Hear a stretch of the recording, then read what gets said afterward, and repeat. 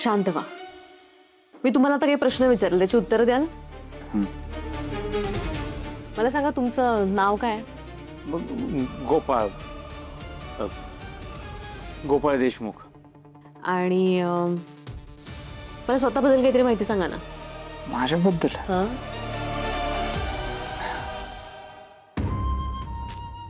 काय काय सांगू मी? बरं असू देत. मला तुमच्या लहानपणाबद्दल सांगा. मी असं ऐकलं की तुम्ही घरातून पळून गेला होतात. आमचे आप्पा आहेत ना, आप्पा लय डेंजर आहेत. आमचे आप्पा म्हणजे वडील माझे हिम्मतराव देशमुख लय डेंजर. राग आला का नाही ते मागचं पुढचं कुणी बघत नाहीत. एकदा मी लहान असताना गावातल्या जत्रेमध्ये नाटक असतं ना, त्याच्यात मी स्त्रीचं पात्र केलं होतं. ते आपण नव्हतं आवडलं. आपण मला लय उडाकलं, तेव्हा लय मारलं. मला उचलून असं हिरीत फेकून दिलं. मला ना चुलीचं जळतं लाकूड बाहेर काढलं आणि बघा इथं इकडं. एक मिनिट राहू दे.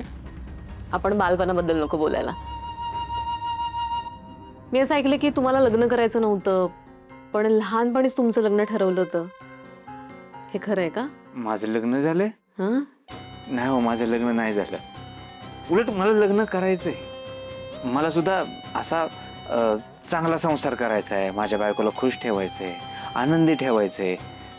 जगातली सगळी सुख आणून माझ्या बायकोच्या पायात ठेवायचे. मला सगळं करायचंय. मला तसलं ते टिपिकल नवरा नाही व्हायचा.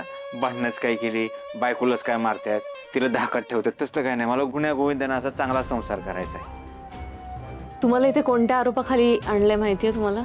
माझ्यावर आरोप पण झाले तुम्ही? नाही हो, नाही माहिती कुठल्या आरोपाखाली आणले. लाली संबंधी काही आठवतंय? लाली?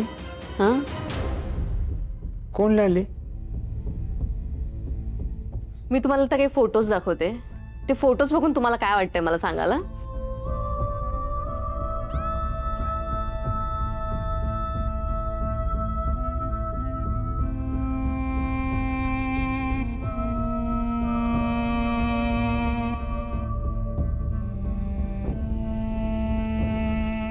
मॅडम मी ऐका ना, मी काय सुद्धा नाही केलं. देवा शपथ काय नाही केलं. तुम्ही प्रेमळ आहे, मायाळू दिसताय. हे माणसं लय डेंजर आहेत. मला लय त्रास दिला ह्यांनी. मला इथं नाही राहायचं. मला घेऊन चला नाही. हो हे बघा, तुम्ही काळजी करू नका. मी तुमची मदत करायला, तुम्हाला सोडवायलाच मी इकडे आलेली आहे. तुम्ही मदत करायला आला ना? हो. ऐका, मी तुमच्या पाया पडतो.